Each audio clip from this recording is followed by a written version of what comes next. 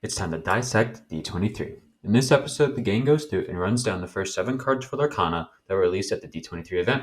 We hope you all enjoy, and everyone, take it away.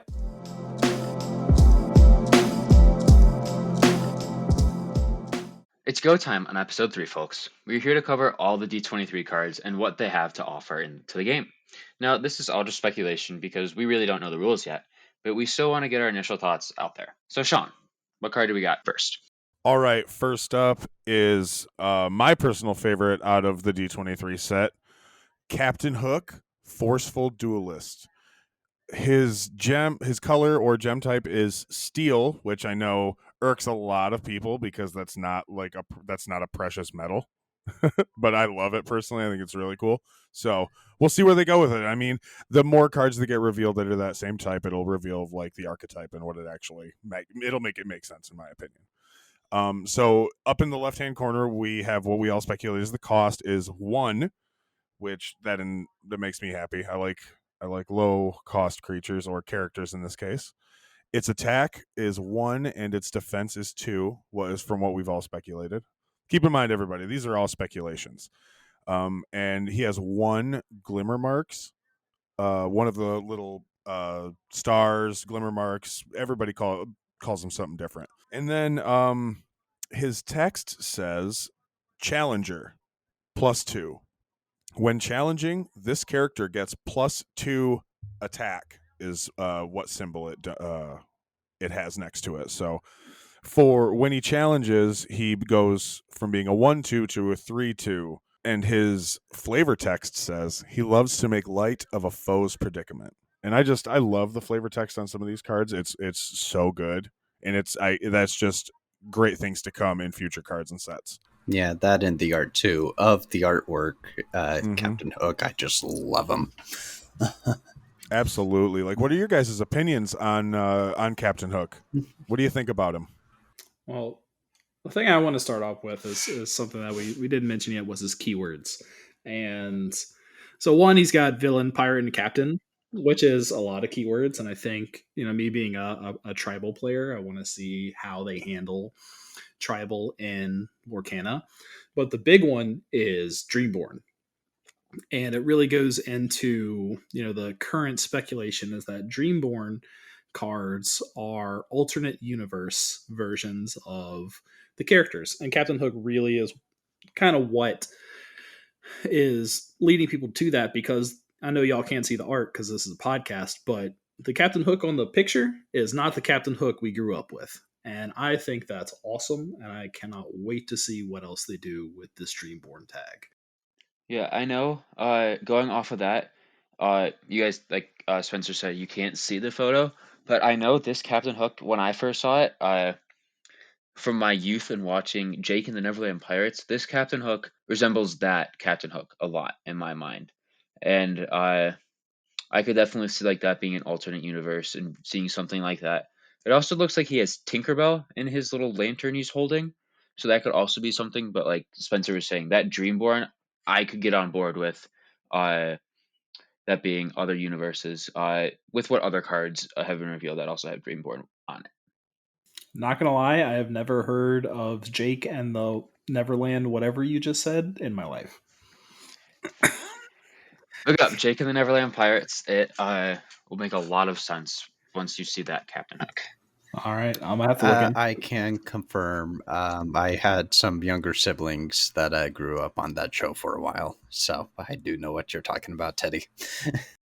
Yeah, but for me, with this card as a competitive card, I definitely am very interested to see what that challenger means, because if challenging other cards like defeat them is what this is going to be, then this is a very good card. Because if you are adding 2 power every time you attack or go after a card, making it a 3/2 for a 1 cost is very good in my mind. That might be one of the most overpowered cards, if that is what it means. But I'm guessing there's going to be something that prohibits that, or we don't know yet with Challenger to negate that being a 3/2 with a 1 cost. For me, this card screams aggro. This screams lots of little creatures that swing fast and have abilities that buff them. You know what I mean? Like red in Magic the Gathering, if you've ever played that game. It's an archetype that allows, it's a really cheap deck to build in most archetypes too, because they're all commons. But it's really cheap creatures that are really efficient.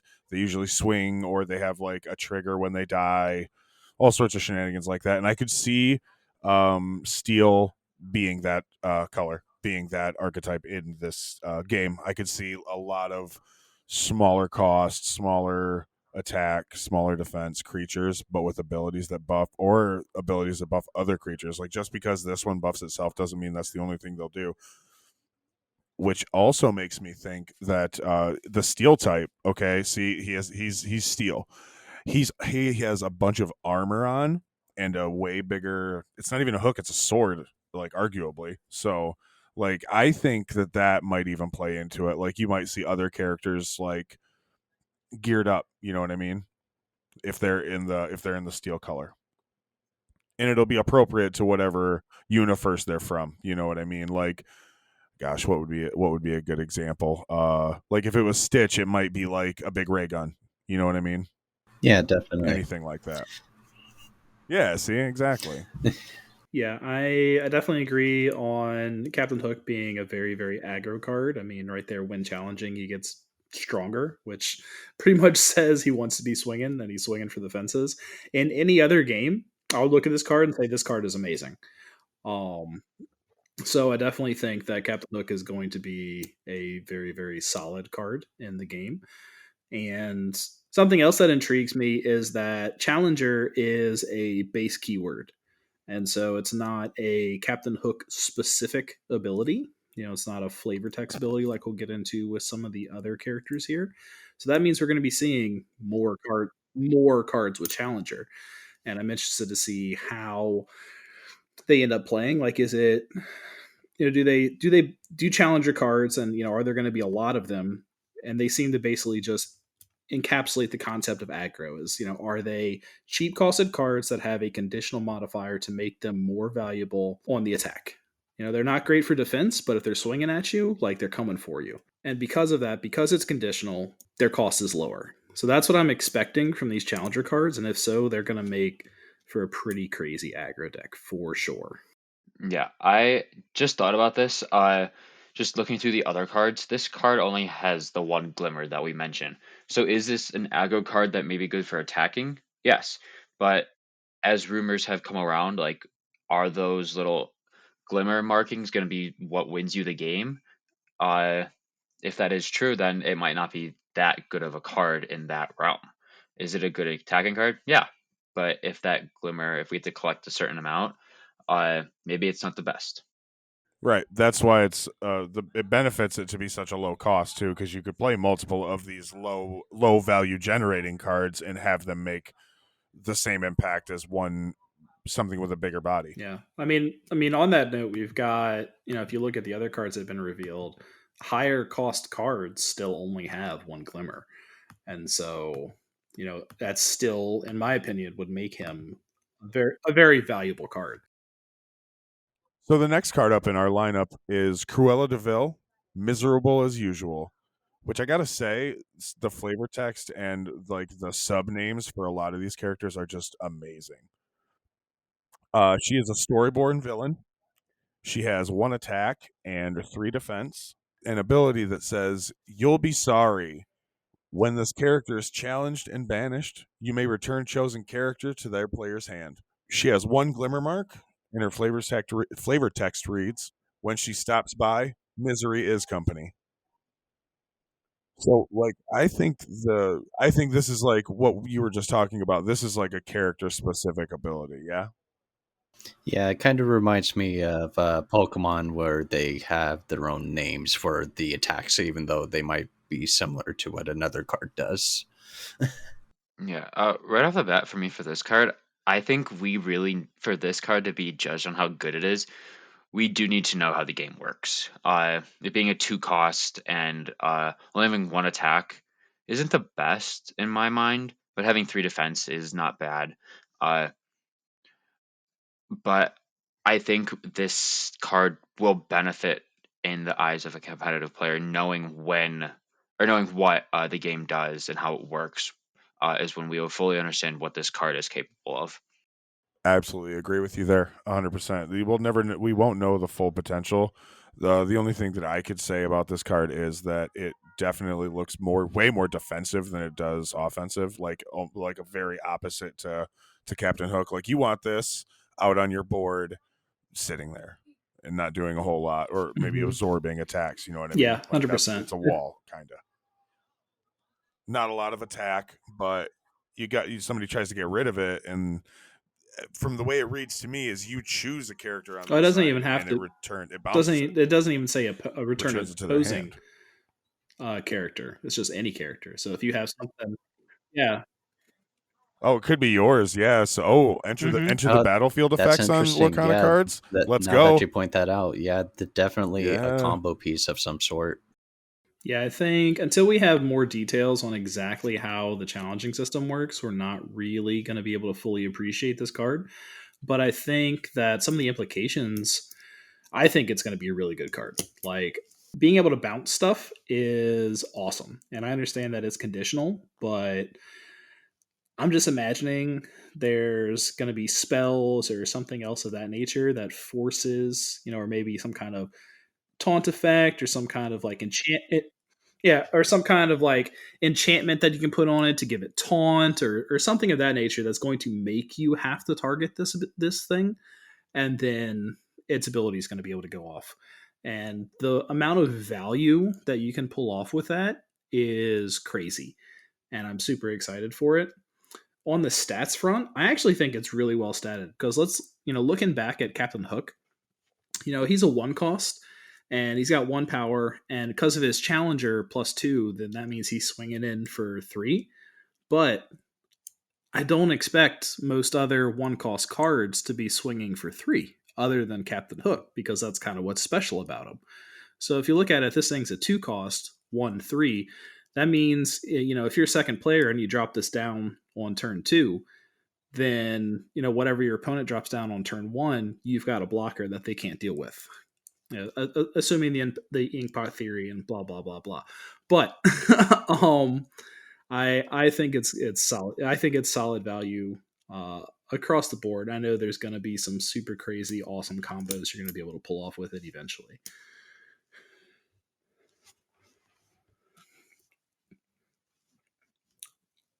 I also like just the art on this thing is amazing. So, like, we talked about, the Dreamborns on Captain Hook, but this one's, a Storyborn. So the idea is that this is much more closely aligned to the overall Disney canon. And this card just screams Cruella. Like, the art on it, the abilities, everything. And I'm just loving it. All right, so yeah, something I think that's really cool is, a lot of the other content creators have done some things breaking down these color theories and whatnot. And I think Cruella being Emerald is really interesting because, a lot of times if you look at color theory and things of that nature, green is like your color of, hope and, things of that nature and all this other good stuff. But in Disney, villains are green. Like, it's a common like joke or meme that lime is the color of evil because of Disney. And I think Cruella being here, because the smoke in 101 Dalmatians is sometimes green, where they're trying to show her as like evil. And I'm really interested to see how that plays into Emerald as a color. Like, are we going to be seeing a lot of like more villainous nature pulled into Emerald, or is it also going to bring in some of those more heroic attributes as well? So I'm really interested to see how Emerald plays. From the looks of it, it's going to have lots of shenanigans, and I'm very looking forward to it. Yeah, I'm really interested how they chose like which characters for each, like, to reveal for each color. Yeah, that was definitely tactical. Yeah. They're very good and they're very representative of their colors for sure. Yeah, I'm hoping so. At least at face value. Like, I hope they did a good job of picking characters that like represent the color as a whole. Teddy, you got anything? I think, like I said earlier, it's just going to be wait till the rules get released for this card. That's my thought. I don't really. I think just going back to what Captain Hook being challenged, or that his challenger, and it says in Corel Deville's little ability when this character is challenged. So maybe challenging is the main way of attacking in this game, and then banish is maybe the way of getting rid of it. So I think that's like just adding those two cards together and saying, okay, challenging probably is the way this game attacks and stuff like that. But yeah, I think it's definitely going to be until this game comes out is what we want to look for this card. Yeah, for sure. Yeah, I definitely agree. It does seem like it will need some sort of support to pull off that conditional effect. So hopefully we'll see that for Corella. So next up, we have probably the biggest card out of, personally for me, just the biggest card out of the D23 set. The one that I can look at and say, I know what this is going to be. We have Stitch, the rock star. I believe he is amber color. Is that the yellow coloring? Yeah, it's amber. Yeah. The orange. So orange, yellow. The orange. Yeah, I like the orange. Same difference for the orange. Anyways, he is 6 cost with 3 attack and 5 health or defense, however you want to put that. And he is also the other keyword, the big one for the different types, which is Floodborn. And he is also a hero and alien. And he has 2 different abilities. One of them seems to be a keyword, which is Shift 4. And that says you may pay 4 to play this on top of one of your other Stitch characters. His second ability is Adoring Fans. Whenever you play a character with 2 cost 2 or less, you may exert it to draw a card. And then his flavored text is, the best part about a beachside concert is that there's always room for one more. And then he also has 3 of the glimmer marks on his card. And boy howdy, out of all of the cards, this is the one that I can already see a deck being built around. Just having a bunch of 2-cost cards in your deck and having this be an engine for that deck. Yeah, I can agree with that. I think something like this, paired with Hook, I think that could be really good because you're paying 1 and you get to draw a card, and just those 2 cards together, I think would make a really good deck. And plus with, even though he does have a high cost, so it would take a few turns to get him out. Once he is out, and once you have those lower cost cards just like ramping up and keep attacking and stuff, I think that is something that would work well. And then he's pretty beefy boy. His defense is 5, and I think him being able to withstand 1 to maybe 3 attacks is something that will help your board state do to keep where you want to be. And also having those 3 glimmer marks as well is pretty good in my mind. Also, in terms of the cost, you can get him out early with that shift ability. I could definitely see him being in a decent mid-range build as like a good top end. You know what I mean? I would love to see some more low-cost characters that you could get out there, just capitalize on that draw. And I would love to see a way to get his cost down, even like a cost reduction ability or spell, something like that, to get him out on like turn 4. That would be amazing. I love this little guy. I mean, shift is already a cost reduction mechanic. That super excites me, and Stitch is by far my favorite character that's released from D23. One, just because I like Stitch as the character, and I think the way that they portrayed him in the art and on this card is super, super cool. But the main thing is this shift mechanic. I think there are so many implications for how they could implement this mechanic that could be incredibly cool. And what I really, really want to see is similar to Digimon having their, what are they called, Sean? When you have a Digimon that you evolve onto, and then it has, it keeps certain abilities. Inherited abilities.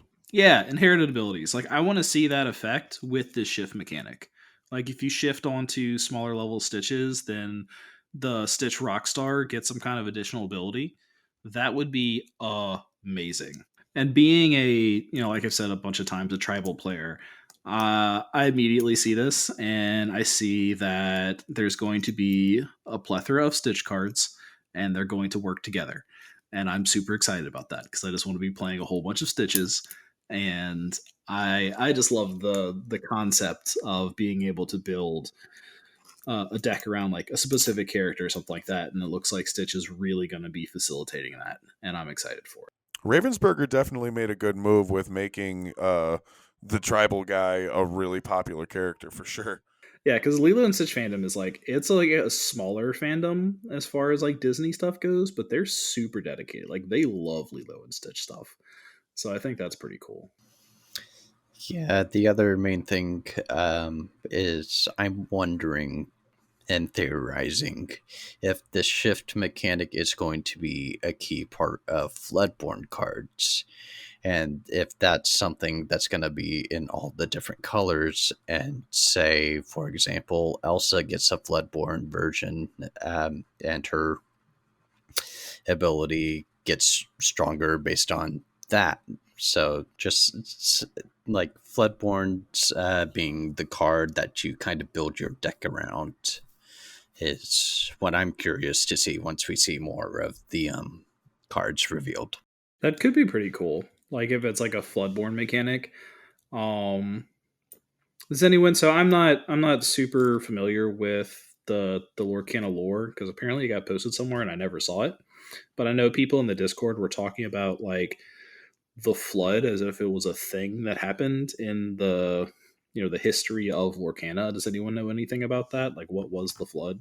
I don't think that's actually anything that's been confirmed, is it? Yeah, I believe from what they said, at least in terms of Floodborne characters, they are made specifically by an overflow of ink and just going above and beyond what Dreamborn and Storyborn characters are. So just made with a flood of ink is what they were detailed to be.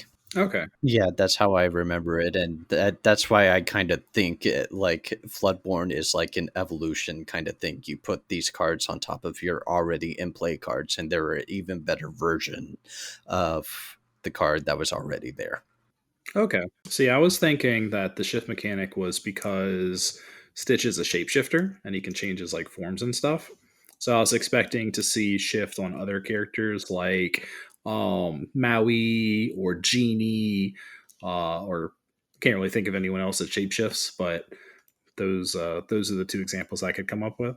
But like, what if abilities are color specific? Like, what if shift only appears on amber cards? What if challenger only appears on steel cards? You know what I mean? I don't necessarily agree with that because I know, Oh, they have evasive. Yeah, multiple have evasive. So, yeah, that's a true one. yeah, multiple of evasive, and Exert is also one that has been mentioned multiple times on different color cards. I feel like Exert is just going to be like how we tap things, quote unquote. Yeah, I wanted to chime in on that last comment.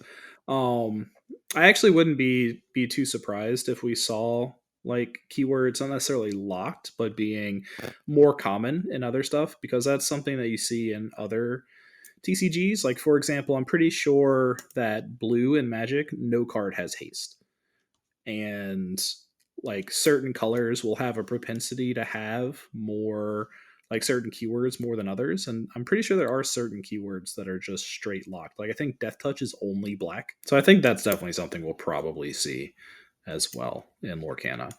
All right, so next up we have Elsa the Snow Queen.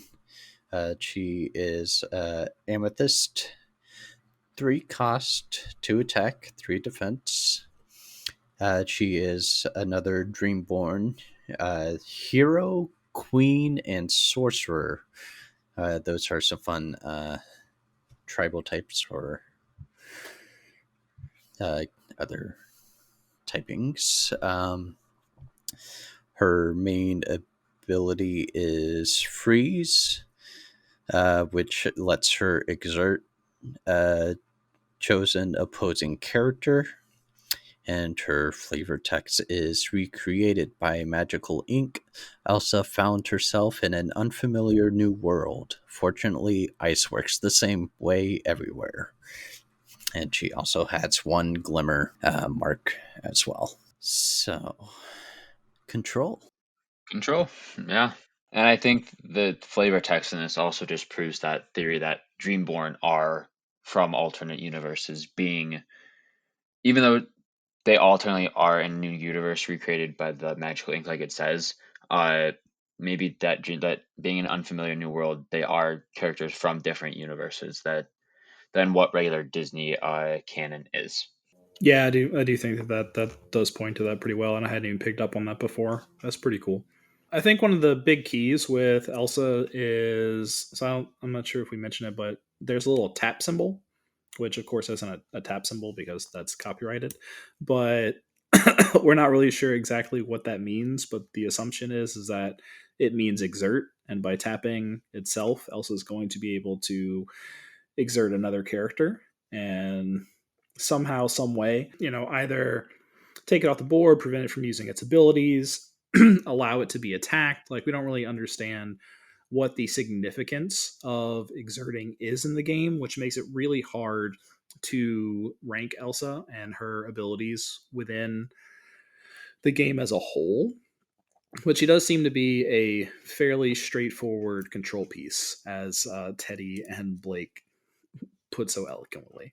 While we have her up here, all these different subtypes down here, the hero, queen, sorcerer, like, very excited to see what they do to support all of those subtypings.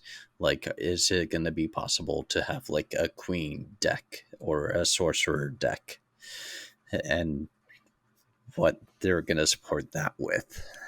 I 100% think that those will be archetypes. I think that you're going to build archetypes around what those types of cards do and what they are. You know what I mean?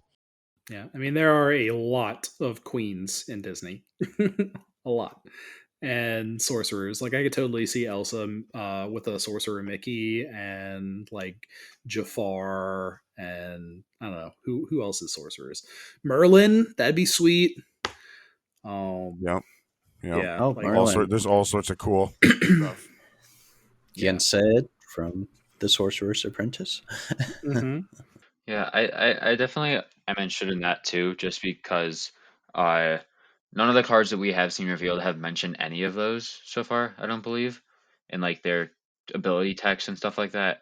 So I'm curious, like, maybe can you only build a Dreamboard deck? Can you only build a hero deck? Can you only build a queen deck or a sorcerer deck? Which I don't think that's going to be true.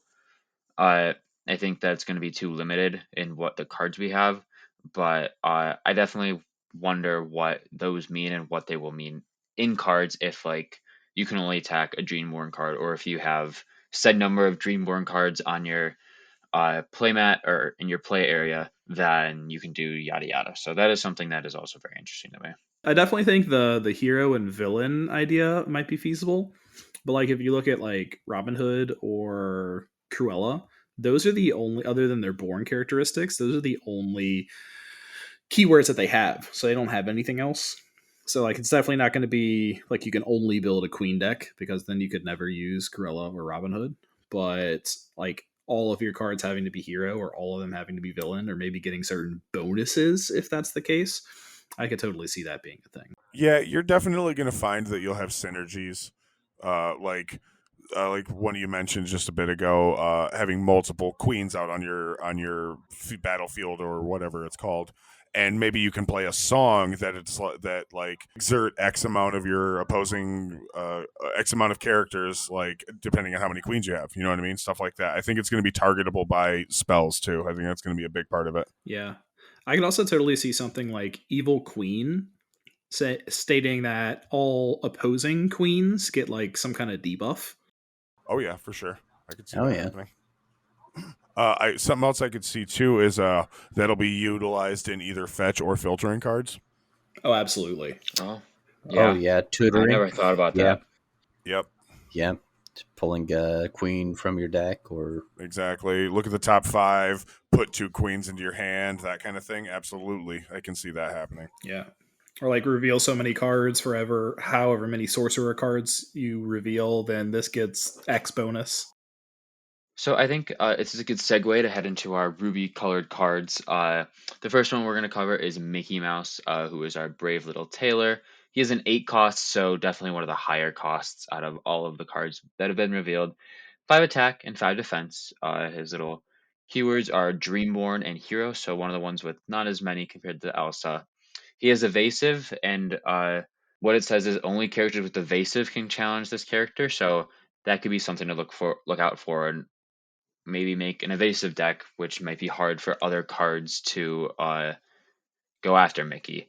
Uh, he has 4 of the Glimmer markers, and then his little flavor text at the bottom says, "When defeat looms and victory hangs by a thread, a hero bolts to the rescue, patching things up through sheer determination." And I think that kind of just resembles Mickey. Is one of those people, everybody can enjoy Mickey. And this Mickey specifically is from the Brave Little Tailor's show, which I know he is forced into a hero role in saving his little town. I'm very interested to see what this card can do. Is evasive going to be that big of a thing in that it's a broken part of the game? When I say broken, OP, overpowered, very hard to handle, or is it going to be something that with the 8 cost is going to be harder to pull off? So definitely a toss up for me, and like one of the other cards I talked about, this is another card I think we need to wait and see what the rules actually are before we understand how good it may be. So I don't know. What do you guys think? Yeah, like you said, we definitely need to know what kind of clock we're working with. Like, how early are you going to be able to get this 8 cost card out? How much good is it going to do when you get it out there? And I also want to touch on the fact that things like flying in Magic the Gathering are referred to as evasion. I love that this game literally just calls it evasive. That's so awesome in my opinion. Yeah, I definitely think that the clock part is really important to discuss, like Mickey, and how much impact he's going to be able to have on the game. But evasive being a standard keyword, I think we're going to be seeing it. I don't know. I feel like this is a really, really strong keyword. And so I don't think we're going to be seeing it a lot, but I definitely think it's going to be powerful because of that. Like, the funny thing is about this is if you look at this card and then once you look at Robin Hood later, evasive in this game is kind of the opposite of Magic, because the way it works in Magic is it allows you to avoid blockers, it allows you to evade them and get to your opponent. Whereas this one is actually a defensive ability where it stops people from being able to attack you, which gives your cards more, life and ability to stay on the field, and ability to continue to push the tempo and the card advantage by having a threat that isn't going away. So I think it's really going to come down to how much evasive is in the game, how much evasive hate is in the game, and then how many other options you have for getting rid of a card like this. So how much bounce, how much destruction, how much buffs and things of that nature that you can do in order to overpower the card and deal with it. But I definitely think that evasive is a strong keyword for sure. And the real question comes down to, like you said, clock is, are you going to be able to get them out fast enough to be able to impact the game? Yeah, definitely. On that part, I've been comparing a lot of these to, like, if the resource system is kind of like Hearthstone, this is pretty late in the game as far as getting it out there. So evasive is definitely going to have to be powerful enough to consider playing a card this high of a cost. to put it out there. Yeah. And then, like, is Ruby going to have ramp in order to get these high cost cards? Or are you going to have to splash into something else? Or, yeah. Oh, yeah, that's what I was kind of thinking. Because both of the Ruby cards that we have are the highest cost cards that we have. So is Ruby going to have something to get up there so that you can get these cards out early enough if they skew towards the higher cost of things? Yeah, I know. Like looking at the other higher cost card in this, it'll definitely be interesting to see what goes on with these higher cost cards, and like, are we able to get them out quick? Are there going to be cards that accelerate the rate that we are able to play cards? Or could it be like a game like Marble Snap, where on turn 1 you have 1 energy or resource to play, on turn 2 is it 2, something like that? I'm not sure, but I definitely think it'll be interesting to see, are these cards being able to get out pretty quick, or are we going to be waiting till the late game to be able to use these high cost cards that will have a bigger impact on the game? It'd be interesting if we could see maybe even a sacrifice type mechanic that, like, if you could burn cards on your battlefield, maybe the Glimmer pips that we have on here, maybe that you could use that as resource that way, you know what I mean, to get these big boys out there sooner. Or maybe like an alternate play cost, like Digimon does a lot of alternate play costs. Like maybe the card that you're sacrificing says, like, if this is sacrificed, reduce the cost of whatever card X amount. Lots of possibilities. It's interesting to think about because these are way too big. Like, the cost seems so, but I'm coming from like the Digimon and like the Magic world, and in Magic these are nuts as far as costs go. Digimon not so crazy, but like these ones are insane for Magic, and that's like seems to be a big inspiration for this game is Magic. But Magic is another game that the expected resource ratio is 1 per turn. And if we're operating on a different resource ratio, like, I hate going back to ThinkPod because it's completely unconfirmed and just nonsense. But in that case, it's 2 per turn, and that completely changes the game and the potential viability of high cost cards like this. Like, if you can get this out on turn 4, you're just like, let's go. Versus turn 8, it's like, are we even getting to turn 8? Is it Hearthstone that has like the cumulative resource generation? Like turn 1 you get 1, turn 2 you get 2 more, like that kind of thing? Yeah, and then you go all the way up to 10, and the basically from turn 10 on, you just stay at 10 unless you have other cards that affect that. But yeah, this in that sort of system, these would be very late in the game, and you would want them to do something immediately. Yeah. Well, yeah, that's true. You do. You really want them to do something, even flashy. You'd hope at that cost. Like you said, Evasive Strong. I don't know if it's strong enough to justify. I mean, it is. He is 5'5", which is a big body. Is the biggest we've seen so far, at the very least.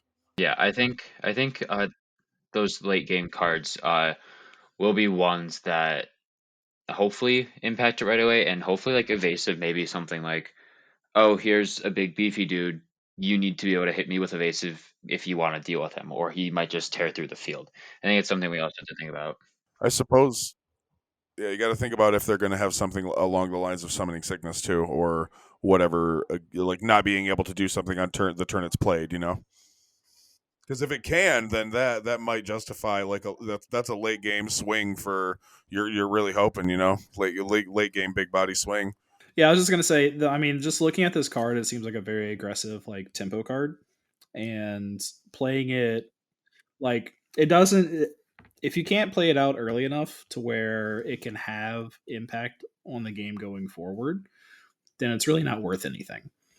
So I feel like it has to be able to get out early enough into the game to have an impact, or else why would you ever play this card? Because if you only have it out for 1 turn or 2 turns, like, is he really making that much of an impact on the game? I don't think so. Versus something like the next card we're going to talk about. Well, yeah. Well, speaking of next card, I think it's a pretty good cue to hit Maleficent. Maleficent is a monstrous dragon A 9-cost card, so the highest cost we have seen, and 7/5 attack and defense, which is the beefiest of these cards. She is a Storyborn villain dragon. In this card, she is in her dragon form. Her ability, which is one of the ones that is specific to her, is when you play this character, you may banish chosen opposing character. She has 2 Glimmer Marks, and her flavor text is the 9th rule of villainy. When all else fails, turn into a dragon. And this is definitely going to be one of those, if it is how like Marble Snap works, that late game boom card, because it says when you play this character, so you're playing it and it's happening right away. You may banish chosen opponent character. Boom, there you go. You get rid of a card right off the board right there. So I think if it is a very late game card that comes in, it will have a very sudden effect on being able to just get a card off the board right away that may be pestering you from winning the game. This is what I was talking about with Mickey, with just having that high cost. You want that immediate impact to affect the board in a meaningful way, and getting rid of pretty much anything on your opponent's board is just chef's kiss for his removal card like this. And this is removing it from the game too. It's not just bouncing it back or anything. It is gone. You know, you tack removal onto this size of a character, and you have a staple, in my opinion. Like, this card's gonna see play. You're gonna see this unless like our resource system is so ridiculous that you could just never feasibly get this into play. Which I don't think that they're gonna design cards, and then especially cards that they're debuting for the game. I don't think they're gonna design them to not be played. Now, obviously, removal is great, especially when it's not conditional, and that's huge. One of the things that has me really interested with this particular card is that it has 7, we'll call it power, attack, whatever. Only 5 defense. So far, 5 defense is the highest that we've seen. Now, I'm operating under the assumption that we are in Lorcana. We are not going to be attacking the opposing player. And we can discuss that. But that, assuming that is the case, at what point does power become superfluous? Like, if nothing is ever higher than, say, 5 defense, does it matter that it has 7 power? I mean, it'll help you, it prevents them from playing like defensive spells or enchantments, and, that still being irrelevant. So I'm really interested to see how that plays out in the game. That's one aspect that I'm really looking forward to and I'm interested in. So I just wanted to bring up that point. I would have to say that just like with the power in general, I'm guessing there will be like something like Pokemon tools that like you attach it to something and maybe it subtracts how much you get hit by, or something like that makes the power less, or like you can poison something and it makes what they hit with less. So I definitely think there will be something like that in the game, but definitely the power could be something that is played around with and manipulated in a way. Mm-hmm. I definitely fully expect there to be some type of either like equipment or enchantment system to where you're permanently, buffing a particular character in some way, shape, or form. And we haven't seen any cards like that yet, but I'm super excited to see how they implement it. I think spells, or not spells, but songs are going to be kind of the catch-all for those types of things, for like equipment and artifacts and enchantments and sorceries, or options in Digimon, or like you said, maybe even like trainer cards or like items in Pokemon.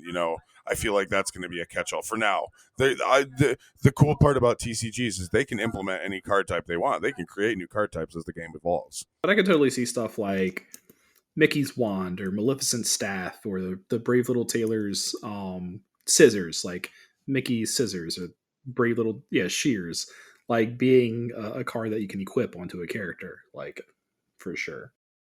All right, and that brings us to our final card, which is Robin Hood, the Unrivaled Archer. He is a 6-cost Sapphire card with 4 power, 4 toughness. He's a storyborn hero. His abilities, he's got two character abilities, what we're calling them. The first one is Feed the Poor, which states that when you play this character, if an opponent has more cards in their hand than you, draw a card. And his next ability is Good Shot. So during your turn, this character has Evasive. They can challenge characters with Evasive. He's got 2 Glimmer Shards, and his flavor text is, we never rob. We just sort of borrow a bit from those who can afford it. And someone said I haven't watched this movie in forever, but it is one of my all-time most nostalgia-ridden videos because I watched it so much as a kid. But someone said that quote is taken straight out of the movie, which I think is really cool for a storyborn hero. For sure. Now, here are my thoughts. Right. So you got Feed the Poor, which is a card advantage ability. And card advantage is always valuable, but it's conditional on your opponent having more cards in their hand than you. So it's kind of a catch-up mechanic, unless blue already has a ton of non-conditional draw that can guarantee that you have more cards in hand than the other opponent. And then Good Shot is once again a conditional ability that basically requires your opponent to have an evasive character on the board in order to be valuable. So those two conditional abilities make me think that Robin Hood isn't necessarily the best card up front. In my opinion, I could see this being a super strong sideboard card. If you're running into aggro decks that either run a lot of evasive or that empty their hand really fast, because then you're getting all the value out of Robin Hood. But if you have to play him down for 6 cost and you're not getting your draw and your opponent doesn't have any evasive characters, then all you're getting is a 4/4 body. And I'm assuming that they're going to be more efficient 6 cost cards than just a 4/4 body. So that's kind of where I'm at with Robin Hood, and it kind of hurts me because I love this character and I love this movie. And I could be totally wrong, and he could be amazing in a Sapphire deck, but I'm really looking forward to what they do with the Dreamborn and the Floodboard version of him to see if they're more appealing to me. So I'm interested to see what y'all's takes are on this card. Yeah, I definitely can agree with the fact that this card on the surface doesn't seem like the best, because it feels like both of those you have to have a very specific instance on the game board for them to happen. And I think those are the types of cards that they work very well, but it works less than 50%, maybe even 25% of the time. So I definitely think we will, like you said, we see the Dreamborn and we see the Floodborn to see what those types of cards are, and maybe they are a little better than this Storyborn one. But maybe you are right. Maybe this card will be top tier. Robin Hood wins World Championship. But yeah, I think it just being a 4/4 body, if those things don't come in effect, won't be the best, but is a waiting game again with this card, like some of the other cards here. Yeah, definitely a double-edged sword for those abilities. I will say, at least for the first one, you can at least play around where you play out most of your hand and you know that you have a smaller hand than your opponent. So when you do play them, you can get that card draw, but that secondary one, yeah, it's all dependent on what kind of deck that your opponent has and how common that evasive term is. Yeah, I could see with a mechanic like Feed the Poor, I could see, and it being our only example, Blue up to this, or Sapphire up to this point, I could see Sapphire honestly capitalizing on with a lot more cards that are having you empty your own hand a lot faster. Even if that might be discarding cards, I could see that definitely coming up in this color for sure. You definitely need more enablers, maybe a song that's you get a benefit and then discard a card. The benefit doesn't necessarily have to be drawing a card. It could be, this creature gets +1/+0, or It gives another one of your cards that doesn't have evasive, gives them evasive, discard a card, that kind of thing. Or it could be like super tempo cards where you're trading. So instead of discarding your cards, you get an effect and then your opponent gets to draw a card. So you're getting tempo and they're getting card advantage. There you go. It also kind of depends on if we're going to be able to play spells and characters on opponents' turns. Like, I don't know if we're going to have that kind of dynamic in this game, because I know it's missing from Digimon. Right. You basically can't do anything on your opponent's turn. You can't really do anything. So, and I don't know how it works. There is nothing whatsoever. Yeah. So, like, they might continue on with that trend. I mean, I feel like most TCGs at this point kind of just, there's not a lot of interaction, but I don't play everything, so I don't know every example. They don't have that same like when you play Magic, you're always saying, well, in response to that, you know what I mean? So yeah, that and Yu-Gi-Oh are the two biggest ones where a lot of stuff happens on either turn. They're the old men on the block, so maybe this is a new style. Maybe Lorcana is going to be another one to break that cycle. And I think another thing we're thinking about is going back to our previous talk about keywords and them being more or less locked to certain colors, is like, so this Robin Hood doesn't have evasive, but it can get it, so it's like a conditional evasive. So if this is kind of, if evasive is super common. Now, we've already, addressed that, and I think it's going to be really, really powerful. Is like, if this is Blue's like only option for dealing with evasive cards, then it'll probably see a lot of play, just because you're going to need it to counter the meta. But if it's not common, or if it's not the only option, then I think that devalues Robin Hood a lot. So I'm really interested to see how that works out, what cards and keywords are available to what colors, and where we go from there. All in all, I do agree with your assessment of this does make a great sideboard card if that is the thing for competitive for Lorcana. I do miss sideboards with Digimon. I will put that out there. I will ask for those who may not know, what is sideboarding? So sideboards are a small deck that you bring with you when you go to play tournaments that have best 2 out of 3 rules, because in between matches you can sideboard in cards. In Magic the Gathering, it has to be exactly 15 cards, and the cards in the sideboard and in the deck cannot exceed the 4-card maximum for play sets. So essentially what you do is you play your first game of 3, see what deck your opponent is using, and sideboard in cards that are beneficial to fighting that strategy, and sideboard out cards that aren't. It's a little toolbox that you can have for what might come down the road. And like they said, Robin Hood is literally perfect for a sideboard card. Like it kind of looks like that's what he's built for. I think a good way to think about sideboards is, like your first game out of best 2 out of 3, you're playing 5-card stud in poker. You have the hand that you dealt, and you hope it's the best hand. But then once you get to games 2 and 3, you're now playing Texas Hold'em. You have a 70-card deck, a 75-card deck instead of your 60-card deck, and you want to build the best possible deck you can out of those 75 cards. Just like in Texas Hold'em, you try to build the best hand you can out of the cards on the table and the cards in your hand. Well, we all hope you guys enjoyed our little analysis here of the D23 cards, and we are excited to see what the full set brings us. But for now, thank you, and we hope you all enjoy.